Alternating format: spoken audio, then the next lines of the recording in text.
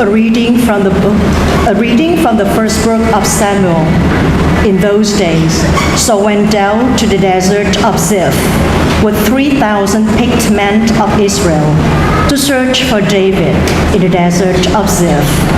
So David and Abishai went among Saul's soldiers by night and found Saul lying asleep within the barricade, with his spear thrust into the ground at his head, and Abner and his men sleeping around him.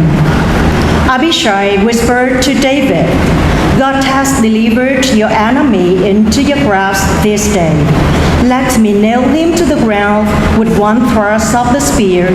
I will not need a second thrust." But David said to Abishai, "Do not harm him.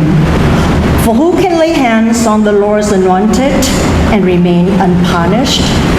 So David took the spear and the water jug from their place at Saul's head. And they got away without anyone seeing or knowing or awakening, or remained asleep, because the Lord had put them into a deep slumber. Going across to an opposite slope, David stood on a remote hilltop, at a great distance from Abner, son of Ner, and the troops. He said, "Here is the king's spear. Let an attendant come over to get it. The Lord will reward each man for his justice and faithfulness. Today, though the Lord delivered you into my grasp, I could not harm the Lord's anointed."